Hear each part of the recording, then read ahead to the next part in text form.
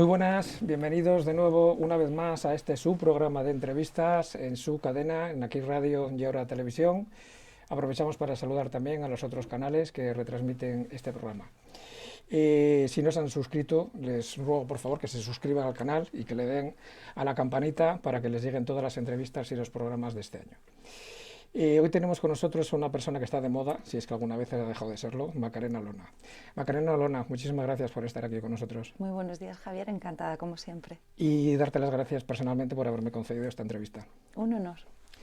Macarena Olona ha sido la secretaria general de un grupo parlamentario, Vox, en el Congreso de los Diputados, y has publicado un libro que tenemos aquí, del que vamos a hablar hoy. El objetivo principal de esta entrevista, Soy Macarena, mi vida, mis ideas, mi camino, donde te entregas por completo a lo largo del relato, un relato largo, 364 páginas, muy intensas, en la que hablas de tu vida, de tus inicios, de tu juventud, de aquella época bacalardera, de tus inicios como opositora y de la defensa ultranza que has hecho siempre de las fuerzas y cuerpos de seguridad del Estado y en concreto de la Policía Nacional, el escudo de los Zetas, llegas a llamarte, como así te reconocen muchos, y también por suerte y por desgracia por tu relación con el mundo de la política. Pero si vamos a empezar, este libro pudo no haber sido, ¿no? Efectivamente, y yo te digo que te traía uno para regalarte, pero veo que has hecho los deberes, subrayado, Sí, y que se así ve la se parte del prepara final, se le ve la parte del final. una entrevista, es algo tremendo. O sea, Lo primero, Javier, decir que para mí ha sido un honor recuperar mi toga, que es mi profesión. Ahora estoy destinada en la Audiencia Nacional, aquí en Madrid, que es la plaza donde yo estaba destinada antes de entrar en política. Y la verdad es que echaba mucho de menos el servir a los españoles con lo que es lo mío, las leyes. Desde luego, como aquí digo, es una disección en una parte de mi carácter político, porque la política no he sabido jugar a sus reglas por no traicionar mis principios. No he estado dispuesta a traicionar esos principios, pero las leyes sí que es lo mío. Y dentro de esas leyes, el haber sido y ser escudo en particular de los Zetas es de los mayores privilegios que a mí me ha dado el haber estudiado durante 5 años para conseguir mi sueño, que era ser abogado del Estado. De hecho, hay un capítulo muy especial que es un sincero homenaje en general a todas las fuerzas y cuerpos de seguridad, también, por supuesto, a los compañeros de seguridad privada. Hay un capítulo muy especial, mi abecedario empieza por la Z, porque así es, mi abecedario empieza por la Z. muy porque emotivo es el capítulo, por cierto. con los agentes de seguridad ciudadana y los Zetas con quienes yo tuve mi primer contacto con las fuerzas y cuerpos de seguridad del Estado, porque no tengo la suerte de haber tenido en mi familia ni siquiera un primo que vistiese el uniforme. Sí que es verdad que tengo antecedentes militares en casa, pero no había tenido ese contacto estrecho hasta que por primera vez tuve que asumir su defensa en juicio, en más de 200 juicios, todos absolutorios. Ahora te voy a preguntar por eso. Macarena, te voy a hacer una frase que recuerdas tú en tu libro y que te gusta utilizar. La vida muchas veces no es más que un botellón. Así es. Después Es que te... voy a descubierto, Sí. sin intentar maquillar mis sombras ni poner el foco sobre algunos aciertos que creo que he podido tener. Después de todos estos años tan intensos, ¿qué queda de aquella chica joven bacaladera que tras pasar una mala racha de estudios, un día recapacita y se pasa a ser la más brillante de la clase? Bueno, la verdad es que aunque en política se me ha conocido con una vinculación muy fuerte con Andalucía, que para mí ha sido un orgullo, de hecho toda mi familia materna es andaluza, es de Jaén. Yo soy alicantina y lo digo con mucho orgullo. Y he vivido un Alicante en toda su extensión e intensidad. De mi época es la ruta del bacalao, Chimo Bayo. Sí.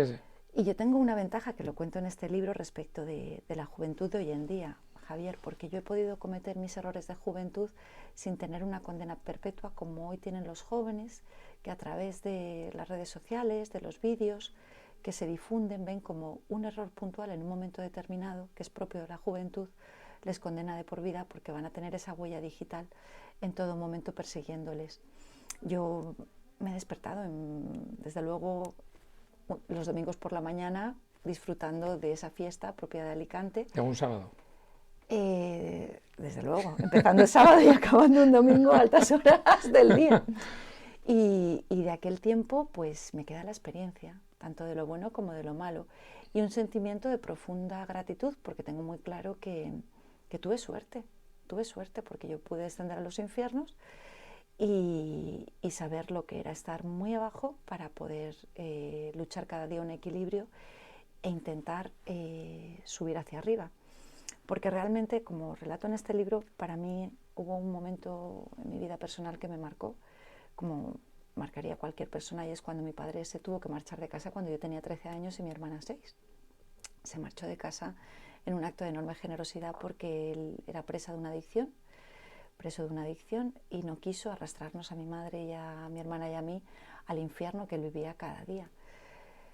Y bueno, pues su marcha fue como la de tantas cosas, ¿no?, que nos hacen tanto daño, porque se marcha pero sigue estando en ti, esa enorme ausencia.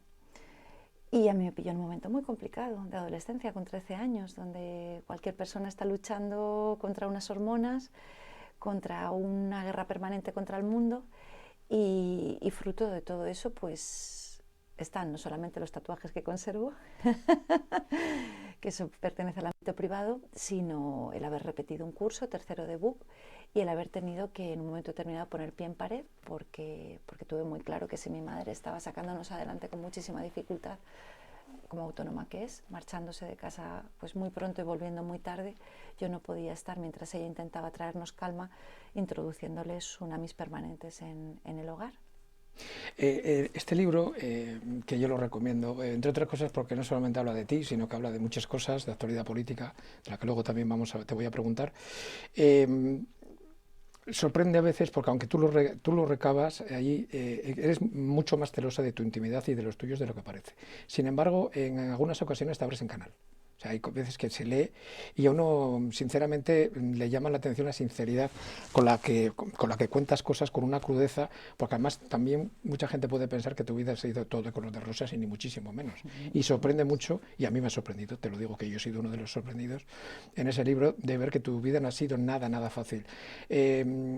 ¿Tú pensabas cuando estabas sentada a la entrada de visitas de la cárcel Modelo de Barcelona que tu vida iba a ser tan intensa y en tantos campos cuando ya eras opositora a abogada del Estado? Pues fíjate, Javier, yo, si algo me ha dolido durante la etapa en política, es el uso mediático que se hizo de ese episodio de mi vida, cómo intentaron arrojarlo contra mí, cómo mintieron sobre mi padre, partiendo de un principio de realidad, que es que efectivamente mi padre estuvo en prisión por un delito económico que nada tiene que ver con corrupción, por una relación contractual entre particulares. Y cuando yo estaba opositando, como relato en el libro, estuve viéndole y visitándole en la cárcel de la Modelo en Barcelona. Quien lo conozca, una de las peores cárceles, afortunadamente ya está cerrada, que existen en España. Yo recuerdo una conversación con mis preparadores cuando supe que no iba a dejar tirado como un perro a mi padre por pura humanidad, aunque no manteníamos relación en aquel momento. Yo les pregunté a mis preparadores, les dije abiertamente, mirad, pasa esta circunstancia, mi padre ha ingresado en prisión y yo voy a ir a los vis-a-vis y a visitarle a la cárcel en fines de semana alternos. Si esta circunstancia no me hace digna de ser abogado del Estado, os ruego que me lo digáis, porque bueno, pues yo abandono la oposición. Y fue precisamente Edmundo Val, que en aquel momento era mi preparador y que luego ha sido mi jefe durante 10 años como abogado del Estado, jefe penal, un jefe leal, que siempre me ha respaldado en los casos de corrupción que he llevado adelante con mucha dificultad. Fue Edmundo Val quien me dijo, ¿pero qué me estás contando, Macarena? Tú no tienes que pagar por los errores de nadie, Ni nadie tampoco deberá. de tus padres. Y me dijo, adelante, con la cabeza muy alta. Y es verdad que fue una experiencia muy dura, porque yo no tenía ningún conocimiento del ámbito penitenciario. Estar esperando en la calle, porque además en la Modelo esperabas en la calle, en el centro de Barcelona, para acceder a la prisión. Cuando no era un vis-a-vis concertado, lo que hacías era coger número y podían acceder los familiares y visitantes hasta que completabas el aforo. Yo recuerdo un episodio en el que me llevé un gomazo de los Mossos, que eran los encargados, son los encargados de custodiar exactamente en Cataluña la prisión, porque hubo un altercado, una revuelta dentro de, una vez que ya accedíamos dentro, el patio interior que había en la Modelo, hubo una revuelta y lógicamente cuando los agentes tienen que preservar la seguridad ciudadana y el orden público, no distinguen quién se lleva en ese momento el gomazo, y yo me llevé un gomazo. Lo digo con mucho orgullo porque los agentes estaban cumpliendo su papel y eran otros los que habían intentado quebrar esa seguridad ciudadana. Te aseguro que las personas que más me cuidaron en aquel momento cuando yo estaba en prisión eran las gitanas, y digo las gitanas porque eran Lo dices en tu mayoritariamente libro. gitanas, exactamente, que me veían claramente como un pez fuera del agua, con esa ternura, ¿no?, de quienes tienen una distancia de edad y ven a una joven que está completamente perdida, que recitaba los temas de la oposición mientras esperaba durante horas para acceder a la prisión. Y fueron ellas especialmente las que, sin conocerme de nada, me ayudaron en esos momentos tan duros. Pero no me avergüenzo de ello, Javier. Es ¿Pero que por qué te yo vas no a sería avergonzar? Macarena sin haber pasado todas y cada una de las experiencias que he vivido a lo largo de mi vida. Y en aquel momento, por ir a tu pregunta, yo no sabía qué me deparaba la vida, qué me iba a deparar la vida.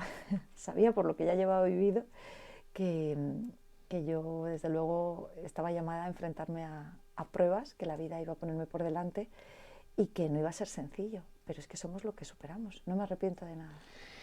Vamos a temas un poquito más alegres, si te Sí. parece, ¿vale? Vamos a cambiar. Apruebas ya, definitivamente, tras una crisis bastante seria que tuviste en aquellos 5 largos años Totalmente. de oposición, de Qué estudios, duro. que fue muy duro.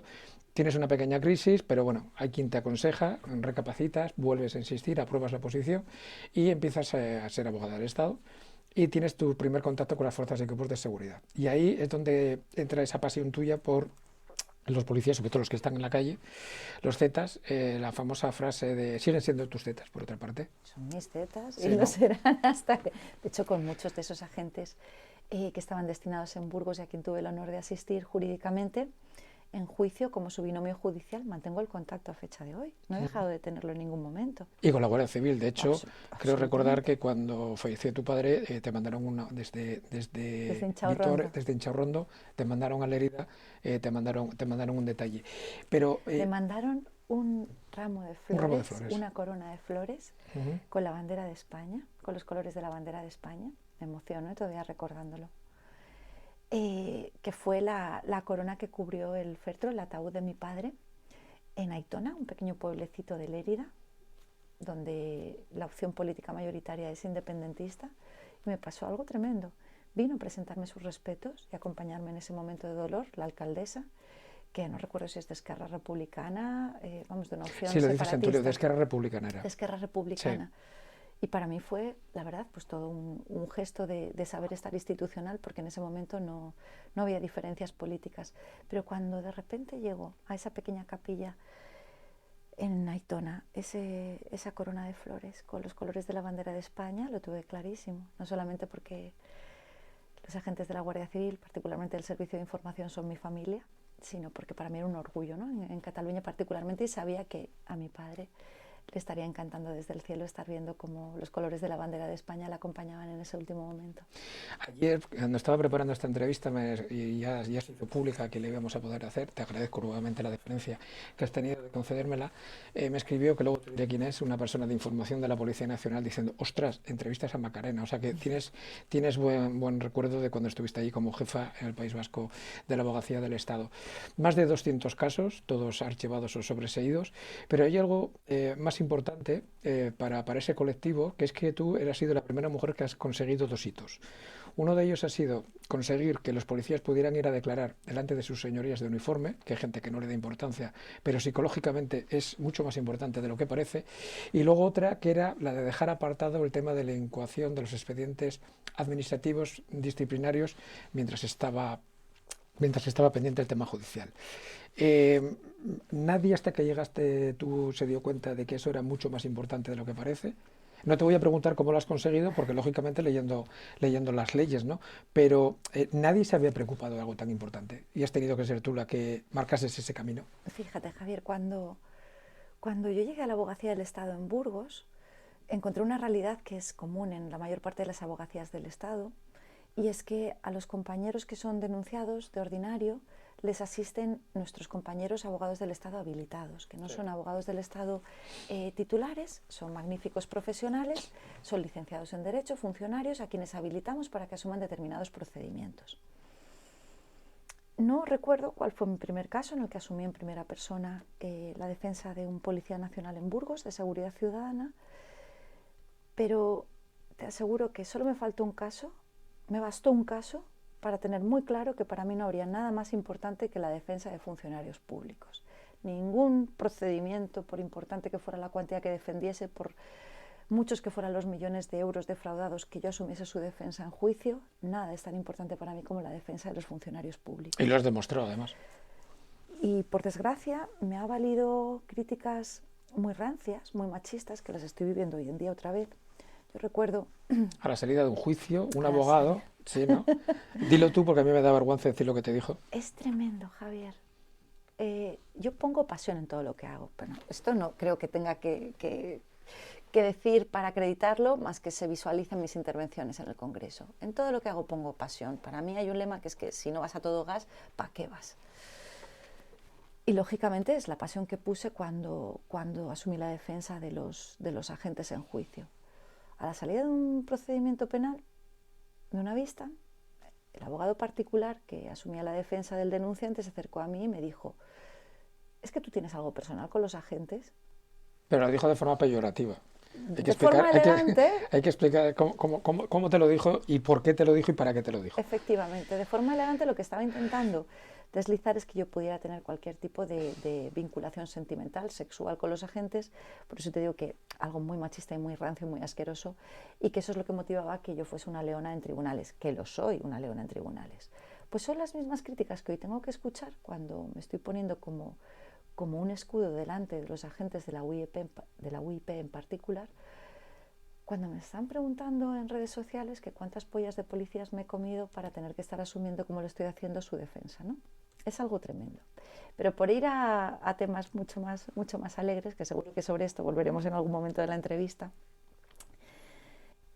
me bastó un solo caso para tener claro que me había enamorado de lo que representan nuestros agentes, ¿no? Nuestras fuerzas y cuerpos de seguridad, y que daría todo lo que estuviese en mi mano, como siempre he intentado demostrar, y no hace falta ser ministro de Interior para hacerlo, por estar a su lado.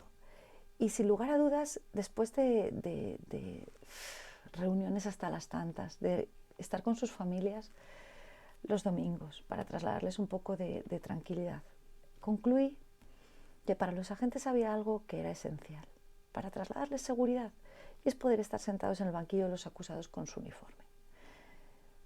Y lo conseguí hablando con sus señorías, como conseguí darles una visión mucho más realista a sus señorías, aceptando la propuesta que les hice de que me acompañaran una noche durante una intervención en los Zetas. Bueno, a ver, Macarena, es que eso de verdad que hay gente que no lo sabe. Es que soy muy revoltosa, Javier. Tú has conseguido que un juez, su señoría, con lo que representa y supone varios, les has metido en un coche de policía para que fueran a patrullar de noche, para que vieran lo difícil que es que un patrullero de noche tome decisiones en cuestión de décimas de segundo, que luego supone incluso años y años de debates de gente que sabe de derecho cuando estas personas son legos en derecho.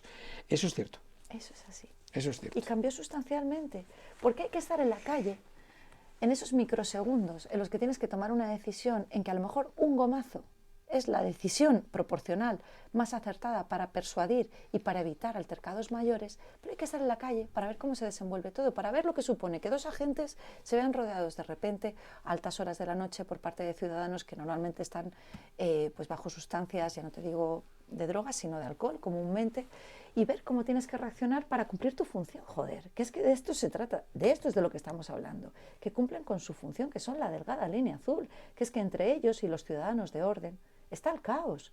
Cuando yo ahora estoy viendo en redes sociales... Ahora te voy a preguntar por eso.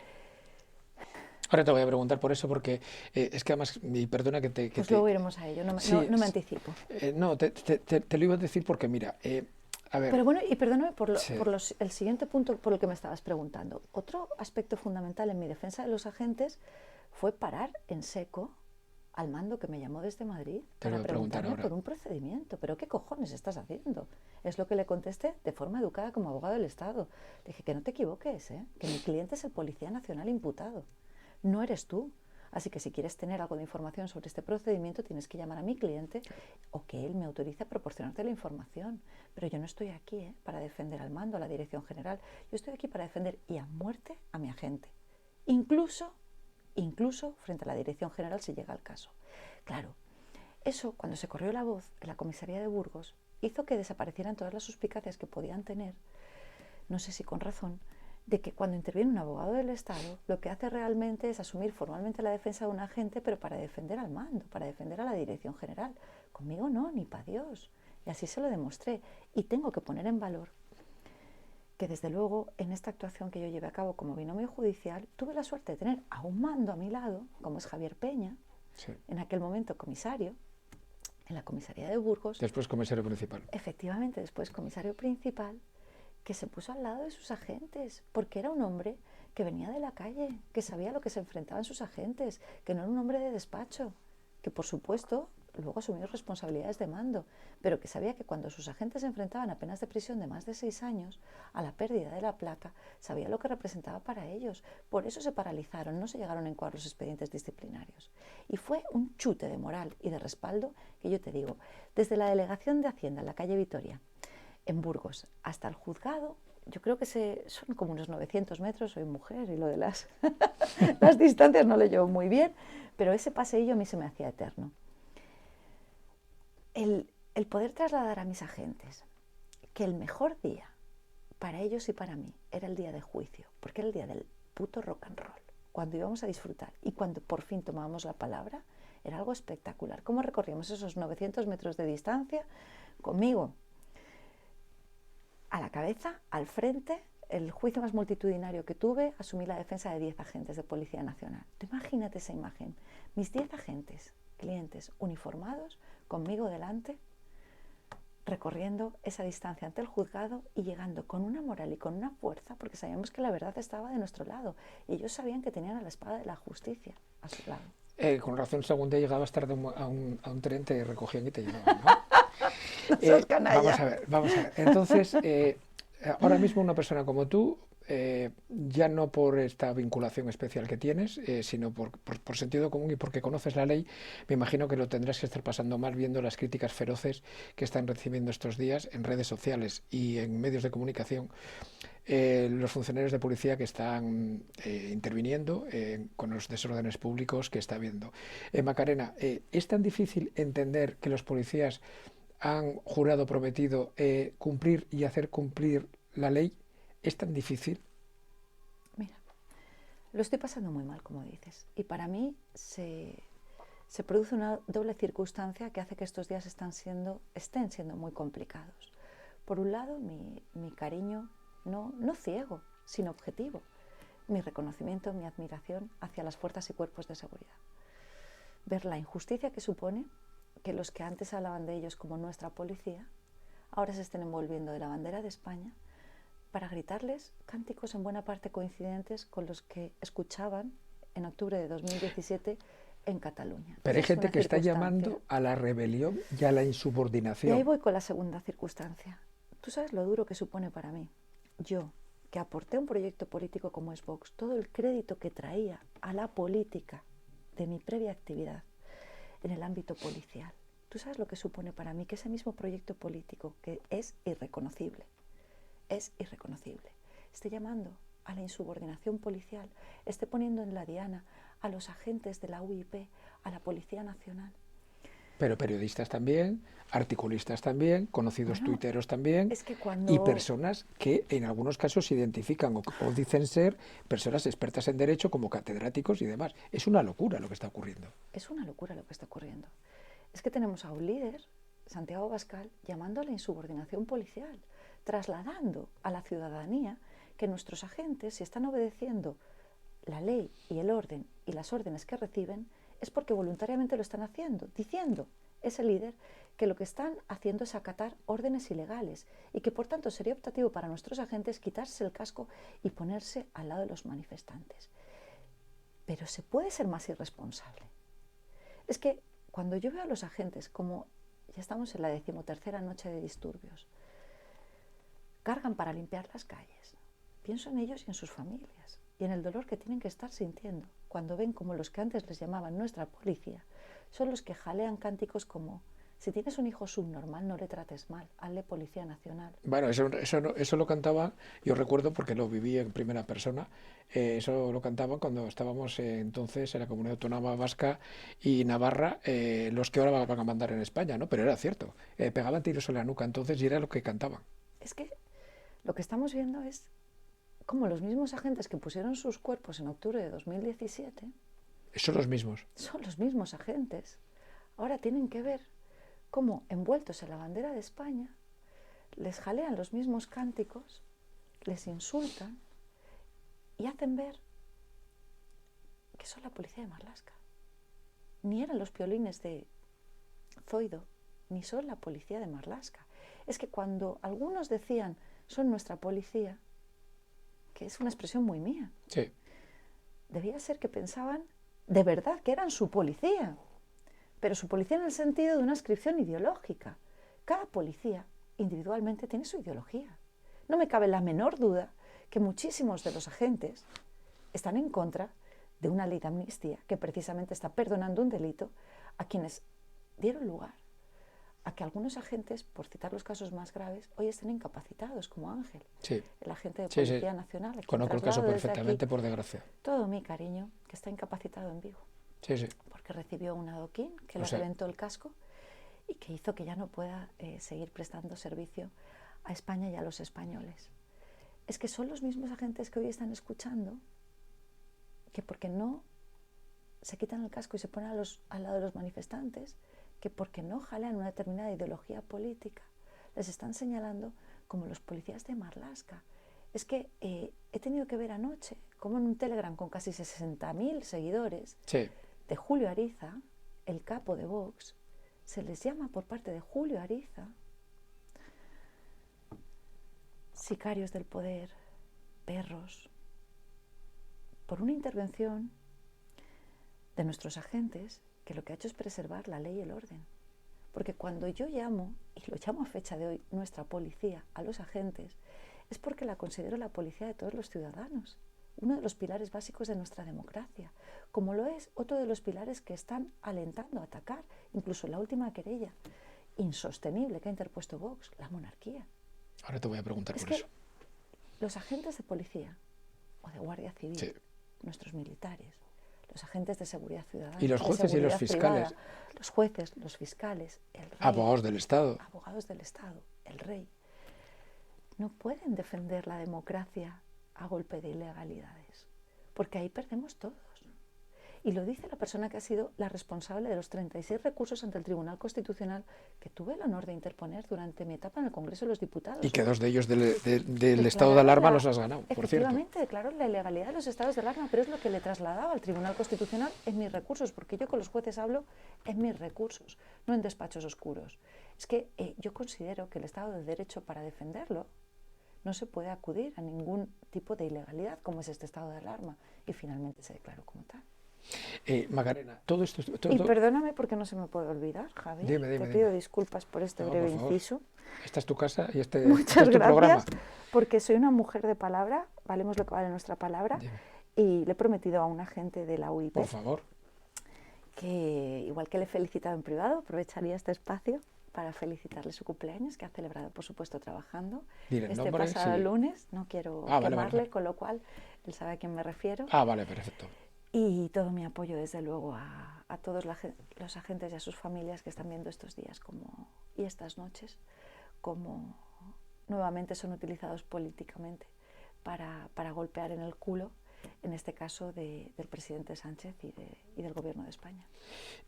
Yo creo que con el tiempo deberíamos de hacer pedagogía todos, y no solo en momentos convulsos, de la misma forma que pasó en la época de ETA, de la misma forma que pasó en la época del 1 de octubre, y de la misma forma que pasó en la dictadura y ahora. Yo creo que por parte de quien corresponda, no sé quién, y te lo digo a ti que has sido pionera en muchas cosas, hacer una política de lo que significa código deontológico, cumplir la ley y deberse al deber cumplido obligatorio. Porque yo creo que hay gente que no tiene ni idea. Es decir, yo creo que hay muchísima gente como médicos, los cuales cuando tienen que atender a un terrorista se les cae el alma a los pies de tener que ayudarle, pero es que está obligado por un código hipocrático en este caso. Yo sé, y sé de lo que hablo, que cuando la policía quiere ver a una persona que le quieren linchar porque ha violado en un pueblo gitano a alguien, le van a salvar. Y yo creo que hay jueces y abogados del Estado, como puedes ser tú, que a veces tienes que ejercer el derecho de defensa de algo que a lo mejor en conciencia es vomitivo, pero tienes que hacerlo. Entonces yo creo que en este país, y no solamente en estas profesiones, sino en general, deberíamos de reflexionar y dejar de ver las cosas según las gafas que tenga cada uno. Pero bueno, dicho lo cual, y perdona que me No, haya comparto calentado un por poco, completo, Javier. eh, que una persona como tú esté de acuerdo, a mí Por completo. me enorgullece. Todo esto viene por el tema de la amnistía, ¿vale? No te voy a decir si estás a favor o en contra, pero porque lo que interesa, teniendo en cuenta quién eres, o de las mejores juristas de este país, lo has demostrado sobradamente, y no solamente por haber aprobado una de las oposiciones más duras, que es la de abogacía del Estado, sino porque lo has demostrado, insisto, solventemente además, técnicamente. La proposición de ley de amnistía presentada a la mesa del Congreso, ¿se sustenta o no se sustenta? Eso es lo importante. Otra cosa es si es oportuna, si no es oportuna, si es ética, si es moralmente razonable o el cabreo que puede tener la población. Pero una persona Efectivamente. como tú, nadie objetivamente puede orientar a la gente. Y luego te voy a hacer la pregunta del millón. Fíjate, precisamente por lo que estabas comentando ahora mismo, Javier, hay que tener en cuenta que yo soy abogado del Estado en activo y que En la eso me Audiencia obliga, Nacional. en la Audiencia Nacional, eso me obliga a tener una ética y una estética, además del fondo, muy importante, porque yo me debo al cumplimiento de la ley y eso determina que, pese a que mis ideas, que no creo que nadie pueda poner en duda, sean Si leen unas este libro, no. determinadas, efectivamente, Si sean leen el unas libro, no. determinadas, yo tengo que mantenerme muy firme en el cumplimiento de lo que me corresponde en este momento, que es ser una servidora pública en activo. Por eso soy tan cuidadosa en mis manifestaciones públicas. No ya por miedo a un expediente disciplinario, que no me cabe la menor duda que algunos aplaudirían con mucha alegría, sino porque yo éticamente soy una persona que mantiene mucho las formas. Por eso precisamente solo he asistido a una manifestación, la que se convocó el pasado domingo por el Partido Popular, dejando muy claro que no me manifestaba contra ningún partido, que tampoco estaba allí para apoyar a ningún partido político, sino porque yo soy una mujer que estuvo en octubre de 2017 en la calle en Cataluña, apoyando la ley y orden, apoyando a nuestras fuerzas y cuerpos de seguridad del Estado. Yo estuve en Vía Layetana, en la Comisaría de Policía Nacional, y quería volver a estar con ese mismo espíritu, con un mismo espíritu de concordia y de democracia. La ley de amnistía es evidente que ha dado lugar a que se levanten todos y cada uno de los colectivos que forman parte del ámbito jurídico, también los abogados del Estado. Hubiese preferido como demócrata que en lugar de una proposición de ley fuese un proyecto de ley, Claro. el presentado por parte del Gobierno de España, lo que habría obligado a que nuestros grandes órganos consultivos, entre ellos el Consejo de Estado, emitiesen el dictamen preceptivo. Dije hace ya semanas que la única certeza que teníamos con la ley de amnistía es que acabaría siendo dilucidada por el Tribunal Constitucional.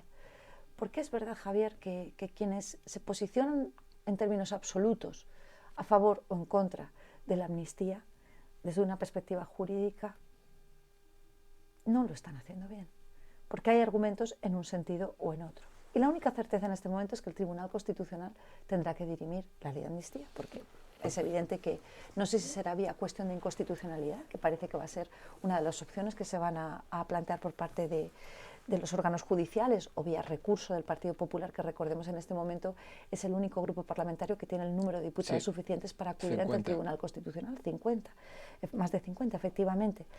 Lo único que tenemos claro es que acabará siendo dirimido por el Tribunal Constitucional y que tendrá votos particulares. Confiemos en nuestras instituciones, confiemos en nuestra democracia, porque España ha salido de noches mucho más oscuras.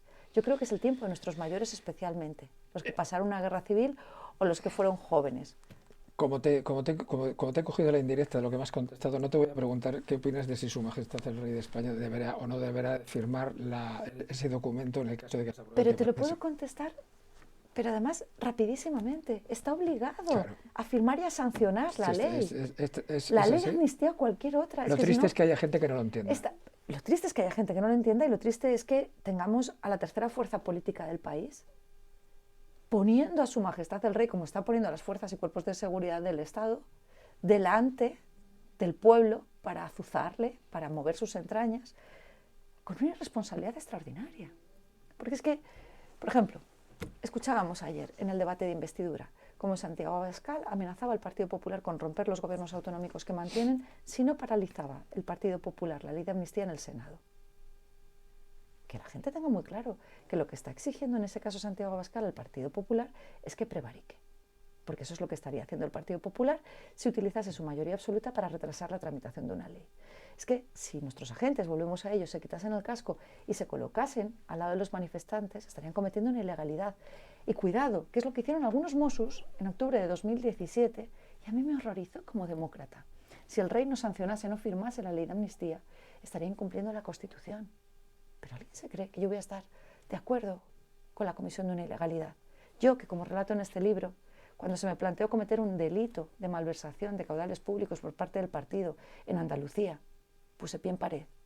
Pero bueno, como relato aquí los tantísimos casos de corrupción, que es mi especialidad, que he tenido el honor de llevar adelante. Sí, porque además, ahora que hablas de esto, me hace mucha gracia porque de ti se sabe muchas cosas, pero hay muchas que no se sabe. Por eso sigo insistiendo en que es recomendable esta lectura, porque hay mucha gente que no sabe que tú te cesaron cuando eras jefa de la Abogacía del Estado en el País Vasco, porque el PNV te vetó, porque estabas muy cerca de descubrir la corrupción de ese partido. Y hay mucha gente que quizás no sepa tampoco que, si bien no lo puedes demostrar, lo dices en tu libro, hay gente que te aseguró que el motivo de que te cesasen también cuando estabas de secretaria general de Megasa, el caso Megasa famoso, De Mercasa. Mercasa, perdón, Mercasa, fue por orden directa del entonces presidente del gobierno, José Luis Rodríguez Zapatero. Eso se dice en ese libro y está bien que la gente lo sepa de las presiones que en su momento tuviste tú, no solamente Edmundo Que Val. tuve que correr Sí, sí, lo sé, lo sé. a medianoche Sí. para entregar en la Audiencia Nacional, antes de que me cesasen en Mercasa, para entregar a su señoría de la Mata un servidor público como poco se conocido, en aquel momento magistrado de la Audiencia Nacional, correr a mitad de noche hacia la Audiencia Nacional para poder Presentarlo antes de las 11 de la noche. efectivamente Sí, sí. el informe que había recopilado el fruto de mi investigación durante los últimos 15 meses, que lo que puedo decir, para no incurrir en responsabilidad, es que era una auténtica película de terror, de corrupción, corriendo casi a mitad de la noche, que es un poco el sentimiento que ahora tengo, Javier, cuando estoy denunciando cómo se han desviado 11 millones de euros de un partido político a todo un entramado societario y fundacional que se ha creado. Tengo esa misma sensación frente a todos los ataques, como que estuviera corriendo para poner a salvo la verdad. Y bueno, pues viendo lo sucedido con Alejo Vidal Cuadras, a quien mando un beso enorme. Te iba a preguntar por él ahora mismo. A él y a su familia, a quien, aunque no siempre estemos de acuerdo, tengo un extraordinario cariño personal y le reconozco porque ha pasado mucho. Bueno, fíjate si ha pasado, que han intentado asesinarle. Casi al final que de por sus cierto, días. está descartada ya, por lo menos por fuentes oficiales, el tema del atraco o robo. También parece ser que está ya prácticamente descartado. Lo digo porque lo dicen fuentes oficiales, ojo. El tema de que puede ser víctima de un atentado por parte de Irán o de la oposición, tanto del gobierno, y lo que queda asusta. Pero como no son fuentes oficiales, vamos a pasar a lo siguiente del libro, vamos a entrar en el meollo de la cuestión, lo que tú llamas la autopsia de tu cadáver político, y cómo entras en el único partido, aunque luego has estado en otro que has fundado, pero bueno, el partido. Vamos a ver, en el libro explicas cómo llegas a Vox. Y llegas a Vox de una forma que ya, en principio, sugiere cierta sorpresa. Llegas a través de una red social que es LinkedIn, en la cual tú recibes un mensaje. Te había mandado un WhatsApp días antes de una persona que tampoco conocías y te escribe un tal Iván Espinosa de los Monteros, en los que te dice que, bueno, que quieren reunirse contigo. Y bueno, después de un tema tuyo personal, de agenda, al final, domingo por la tarde, te reúnes en Madrid con Santiago Abascal y con él. Y eso fue en marzo, creo fue del Marzo del 2019. 2019. Vale. 3 años después, voy a leer y citar textualmente. Jugaron conmigo como quisieron, me putearon, me arrastraron, me despojaron de toda la influencia y me pusieron en un brete tan delicado que solo les quedó esperar a que yo saliera o muriera de pena. En supuestos de casos de mobbing o de acoso en el trabajo, yo creo que algo como esto sería un examen bastante fácil. ¿Fue tan duro, Macarena? Fue peor, fue peor. No ha sido para mí fácil ponerme delante de un folio en blanco y diseccionar mi cadáver político. Tampoco ha sido fácil reconocer que soy un cadáver político. Pero desde el mes de enero, que llevo trabajando en este libro, ha sido importantísimo ver cómo todas las piezas, aunque fuese del revés, han encajado en un puzzle. Porque cuando lo estaba pasando todo, Javier, ni tenía tiempo, ni tenía fuerzas, ni tenía la capacidad, la inteligencia, porque yo no soy una mujer de intrigas palaciegas, yo soy de leyes. Las intrigas palaciegas, a la vista está, a mí no se me dan nada bien. No tenía capacidad para analizar todo lo que estaba ocurriendo. Sabía que el tiempo era mi mejor aliado y que por eso solo tenía que resistir. Sabía que soy una mujer acostumbrada a luchar contra dragones. Aquí relato algunos casos. Y efectivamente el tiempo ha sido mi mejor aliado, aunque haya perdido la batalla del relato, quedaba la guerra. Y salidas como la de Iván Espinosa de los Monteros, en circunstancias muy similares a la mía, o la de tantos otros diputados como Víctor Sánchez del Real, Rubén Manso, el doctor Stigman, Onofre Miralles, han confirmado lo que yo solo tuve la suerte de ver antes. Yo tuve muy claro, Javier, que para mantener mis principios tenía que apartarme de un proyecto que había tomado una deriva que ni ideológica ni empresarialmente me representaba, que desde luego no iba a poner mi capital al servicio de un proyecto que hoy considero que es un peligro para España. Hay quien dice que esto es fruto del despecho, fruto de una historia en la que han colocado a una mujer como protagonista principal, a la que llaman puta, traidora, despechada.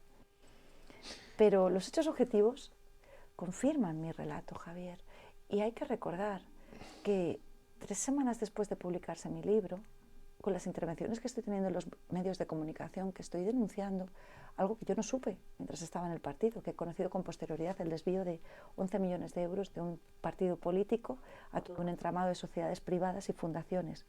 Nadie ha salido a desmentir un solo pasaje de mi libro y nadie se ha querellado contra mí.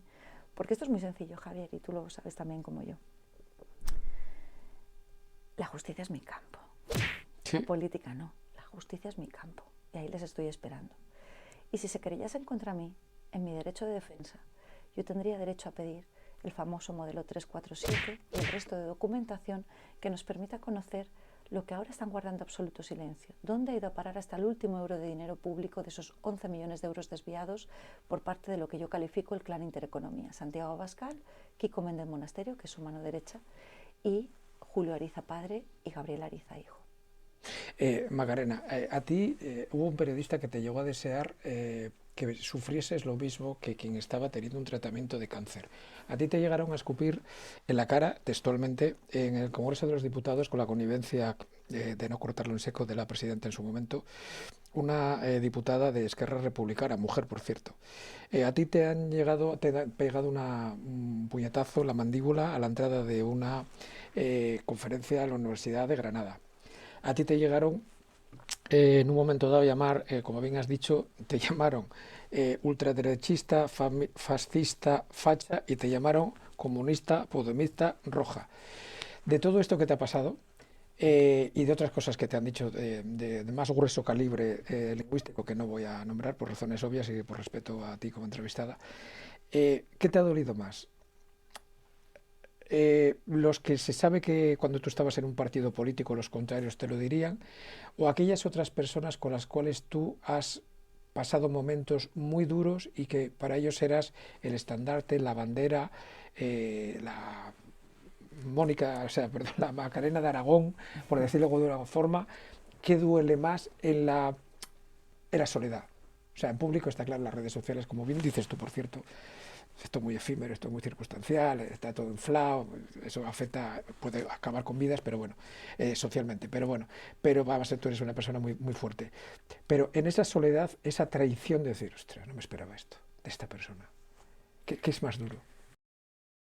Bueno, yo creo que como además tu público objetivo es un público que se rige por los mismos códigos, me van a entender perfectamente como me vas a entender tú. Yo soy una mujer de códigos de honor, que es lo que aplico en mi vida. Quien piense que yo me arrepiento de mi paso por Vox o de mi paso por la política, o que yo voy a cancelar mi paso por Vox, o que voy a hacer una enmienda a la totalidad, se equivocan. De hecho, en este libro hay un sentido y profundo homenaje también a los 24 de Vox, luego Sí. los 52 de Vox en el Congreso de los Diputados, que yo, como secretaria general, siempre intenté aplicar relaciones de familia, que dice mucho con esta expresión. Hay un sentido homenaje porque nosotros tenemos una historia preciosa que contar, que no es el Vox de ahora, pero es que nosotros tenemos una historia que vale mucho la pena. Mira, Javier, mi principal problema, y no tengo ningún rubor en reconocerlo, como lo reconozco en este libro, fue no darme cuenta que cuando me sentaba con Santiago Abascal, me estaba sentando con un hombre que lleva 30 años en política, que fue el cachorro de Esperanza Aguirre, que fue el bruto de Alejo Vidal Cuadras, a quien acuchilló para robarle el partido.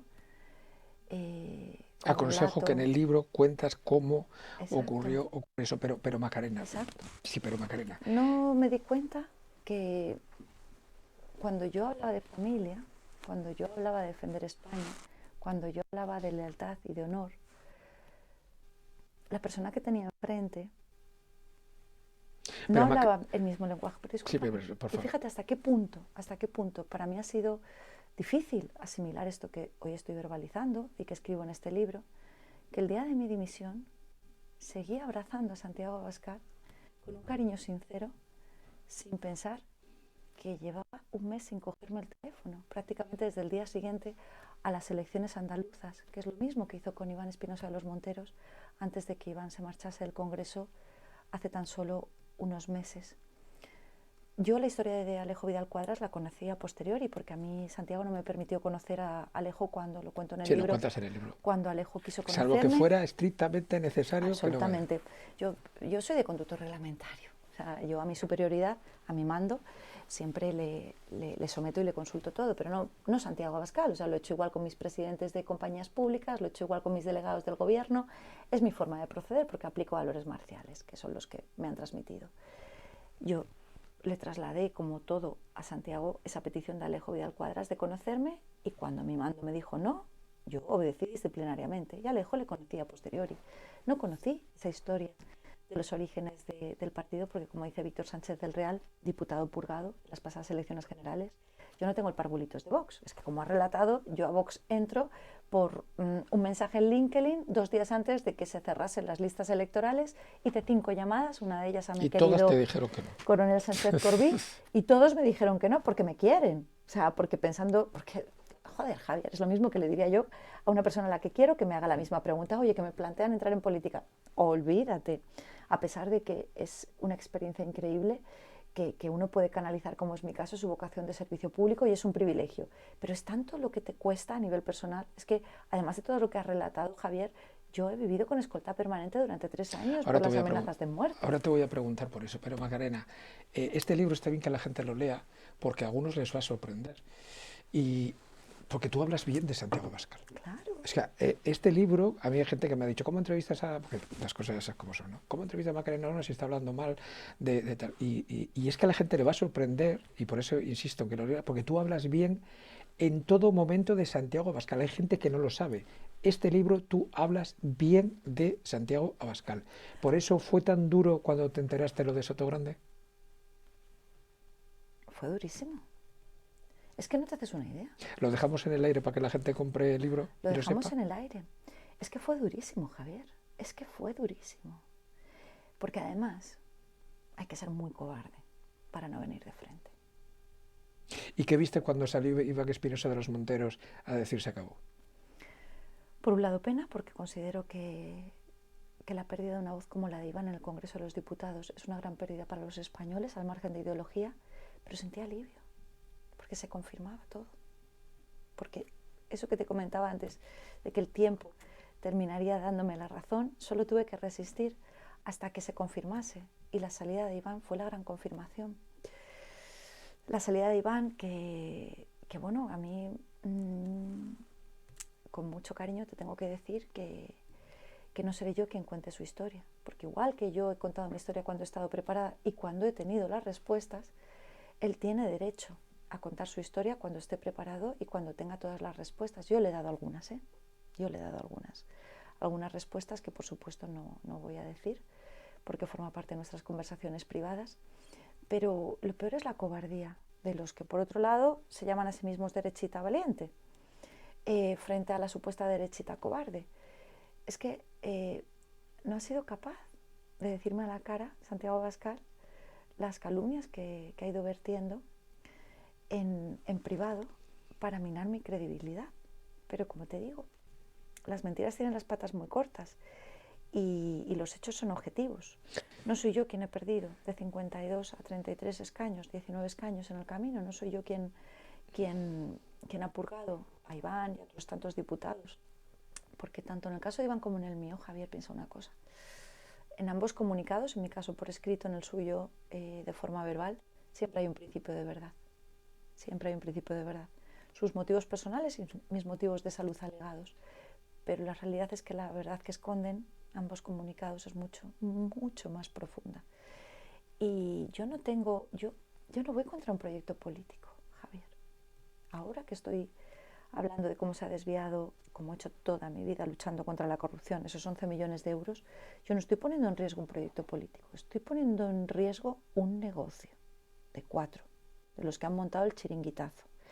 Y a mí no me van a callar, porque es lo que han intentado hacer durante todo este año de acoso. Espero que lean el libro y se den cuenta de a quién se están enfrentando, porque he cometido muchísimos errores, Javier, por los que pido perdón, un perdón sincero. Pero es que era yo sola, es que soy yo sola, luchando contra dragones. En este libro hay un apartado que recomiendo que se lea, que es cuando la famosa reunión que tienes con Federico Jiménez Los Santos en su casa en agosto. Enhorabuena por la entrevista que le hiciste. Muchísimas gracias. Espectacular. Y no le da a nadie entrevistas Federico Jiménez Los Santos. Me han dicho que da muy pocas entrevistas. Pero mira, precisamente en esa entrevista que le hice a don Federico, fíjate que me sale don Federico, porque tela ponerse delante de ese monstruo de la cultura y de la información. Le pregunté precisamente por esa reunión, porque los dos contáis lo mismo. Bueno, él no cuenta lo que tú cuentas en tu libro con respecto a la capacidad de esfuerzo de cierta persona, que la gente que lo lea. Pero sí que es cierto que coincidís. Hay una cosa cuando él te dice, Macarena, no hagas el Camino de Santiago. No lo hagas porque eso va a suponer lo que luego vino. Con esa experiencia que da el paso del tiempo, el aplomo que te da, el analizar las cosas de otra forma, si volvieses a vivir esa situación cuando él te dijo que no, hubieras mandado el famoso Twitter que él te redactó, que redactasteis juntos antes de salir de casa, que hubiera cambiado la historia tuya, eso está claro que lo hubiera cambiado. ¿Volvieras a haber hecho el Camino de Santiago? Fíjate, Javier, como bien dices, Federico en su libro cuenta un mismo hecho que yo cuento en este libro, y aunque hay partes coincidentes, hay otras que son o bien omitidas, una fundamental, o bien distintas. Que es que tú ya no creías en el proyecto y él seguía creyendo en la persona. Es que hay que entender eso, y me van a entender nuestros espectadores, porque, repito, en su inmensa mayoría tu público son personas que son personas de honor.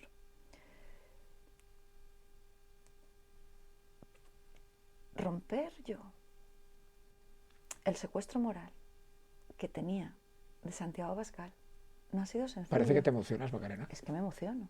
No ha sido sencillo. Porque para mí el aceptar la realidad que me ha estallado en la cara ha sido algo que he negado hasta el último momento. Como tú bien dices, yo en este libro, que es lo que omite Federico en su libro, no digo que Santiago Abascal sea un vago. Digo que es una persona que tiene un problema con el trabajo duro y que por eso tiene un horario especial. Y lo cuento porque es origen de mucho de lo que ha pasado, porque es un elemento fundamental para entender muchas de las cosas que han pasado. Pero siempre lo hago desde la elegancia, no desde un ensañamiento, porque quiero que este sea un libro con vocación de permanencia. Quiero que mi niño, a quien se lo dedico, que hoy tiene casi Santiago. 4 años, cuando lo lea el día de mañana, no vea odio en este libro, porque no hay odio. Hay una realidad objetiva. El Camino de Santiago, volvería a hacerlo. Porque la gran diferencia entre Federico y yo en aquella reunión, por culpa mía, es que Federico seguía teniendo esperanza en Vox, algo que hoy dudo mucho que tenga. Yo ya había visto la deriva de Vox y por eso me marché, pero fui incapaz, por ese secuestro, de contarle a Federico la realidad que me había llevado a mí a marcharme. Me quedé en la superficie, Javier, pero no estaba preparada, ni por supuesto tener información de la que dispongo ahora, que es la que he plasmado en el libro. Con lo cual, Federico, cuando me aconsejaba no hacer el Camino de Santiago, es porque él veía la esperanza de que para las siguientes elecciones generales yo retornase a la abogacía del Estado y me rescatasen. Yo en aquel momento ya tenía claro, me faltaba la confirmación, que Vox no era esperanza, porque el sector que había tomado el control, el sector más ultra, cada vez mira hacia una España más chica. Y desde luego no representa a personas como yo, que estamos absolutamente alejadas de los extremos. Lo cual no significa no ser firme en nuestras convicciones y posicionamientos, ¿eh? Que nadie se equivoque. 3 preguntas muy rápidas, Sí, porque vamos mal y de tiempo. por mi parte. Más que nada por ti, porque vamos mal Prometido de tiempo. que intento ser conciso. No, vamos mal de tiempo, por ti, que sé que tienes prisa y te lo agradezco que estos últimos minutos. 3 cosas muy rápidas. El tema del feminismo, sigo insistiendo que el libro, que cuando lo compren y lo lean, se van a sorprender, porque tú en tu libro dices que eres más feminista que nadie. Otra cosa que es el feminismo, que no lo quieres, como cualquier persona que sea coherente, el que se ve ni al hombre como enemigo ni como rival, ¿vale? Pero, claro, en política, a lo largo de estos últimos 3 años, que he tenido la suerte de entrevistarla casi todas, tanto Cayetano Álvarez del Toledo, como Isabel Díaz Ayuso, como Macarena Olona, que en su momento eran o siguen siendo para muchos la referencia del ala conservador, han tenido serios problemas en sus partidos. No lo podemos negar, es una realidad. Y ayer mismo, los paladíes de la parte contraria, tanto Irene Montero como Ione Belarra, se ha publicado ya que también van a prescindir de ellas de la primera línea de la política. ¿Qué problema tienen los partidos políticos con las mujeres con carácter y con carisma? Digo yo, pregunto, si es que existe. Es un problema innegable. Y ojo, que lo que vimos ayer es al macho alfa, a Pablo Iglesias, nuevamente ninguneando a las hembras de su partido, porque el que salió a anunciar que rompía Podemos con Sumar no fue la secretaria general, Ione Belarra. Salió él, el macho alfa, que no pierde oportunidad para dejar muy claro que es el quien está al mando, a pesar de que pone a las mujeres florero por delante. En política, lo que se constata es que las mujeres sin tutela no se admiten. Y me da igual el espectro político del que estemos hablando, sector conservador en el que yo me encuadraría, o sector de izquierdas o progresista en el que se encuadran otras mujeres como Ione Belarra, Irene Montero, estando en las antípodas ideológicas, Yolanda Díaz, estando en las antípodas ideológicas. Yo relato en el libro cómo en la actualidad hay 5 mujeres, como mucho, que podamos decir que tienen auténtico poder político en España. Yuna te escribió, creo, ¿no? No te voy a preguntar quién es. No, porque no lo quiero revelar la identidad. Yo te lo voy a preguntar. Entre los distintos mensajes de cariño que recibí el día que demití, estaba el de una de esas 5 mujeres con poder político en España. Mi contestación fue agradecerle el mensaje para decirle acto seguido: aguanta, porque si llegas tú, llegamos todas. Y yo soy de las personas en España, no por ser mujer, soy de las personas en España que cree que ya nos toca tener una primera mujer presidenta del gobierno y romper ese techo de cristal. Esperemos verle. Macarena, vamos a acabar ya hemos acabado. En este último año ha sido intensísimo, aparte de escribir este libro, que tela para escribirlo, insisto, 364 páginas apasionantes, todas ellas, y muy sorprendentes. Sí, cuando mucha gente que lo lea se va a sorprender mucho del contenido, porque insisto, por mucho que sorprenda de lo que es Santiago Abascal, no hablas mal en ningún momento, insisto, que a gente le puede extrañar, pero es verdad. Otra cosa es de gente de Vox, con nombres y apellidos, que bueno, ahí está, y cada uno que saque sus propias conclusiones, pero has retomado tu pasión, que es la toga, que es estar en la Audiencia Nacional como abogada del Estado. Has creado una fundación de la cual eres presidenta, y además a nivel internacional. ¿Qué planes tienes de futuro? Una fundación que no admite financiación. Me parece muy importante destacarlo por los bulos que se han difundido también, y que me permite mantener otra de mis pasiones, que es Iberoamérica, nuestros pueblos hermanos, fundamentalmente Panamá y República Dominicana, que aunque he tenido que espaciar mis viajes por razón de acabar este libro, que ya vamos por la segunda edición, Javier, estoy contentísima. Eso te iba a preguntar, ¿qué tal? Porque me han dicho que está... Estoy contentísima. Y sobre todo que la gente lo que más me dice, y no tengo ni idea de sus ideologías, es que lo devoran. tú sabes la Es satisfacción. adictivo el libro, ¿eh? O sea, con todo lo que me ha supuesto, porque además, como decías al principio de la entrevista, este libro sale después de que me engañasen. Este libro se tendría que haber publicado... Si lo cuentas en la primera parte del libro. Así Sí. comienza el libro, Sí, relatando empieza así, sí. cómo este libro se tendría que haber publicado hace un año. Pero me engañaron en Vox, me dijeron que la editorial había perdido interés después del descalabro electoral en las elecciones andaluzas. Yo, por supuesto, era el menor de mis problemas, no le di mayor importancia. Y justo en enero de este año, la editorial se puso en contacto conmigo de manera directa, porque en aquel momento eran Kiko del Monasterio y Gabriel Ariza los interlocutores con la editorial, y me dijeron: Macarena, queremos saber si has podido volver a tener interés en publicar tu libro, en escribir un libro. Dije: ¿cómo que volver a tener interés? Si sois vosotros los que desististeis. ¿Cómo? Si nos dijeron todo lo contrario, que eras tú la que habías querido cancelarlo. Y todo pasa por algo, Javier, porque el libro que ahora he escrito es sin duda el libro que tenía que escribir, el que para mí merece la pena, porque si lo hubiera escrito y se hubiera publicado hace un año, ese puzzle en el que las piezas han encajado del revés no estaría plasmado. Y vale la pena, porque la verdad solo tiene un camino.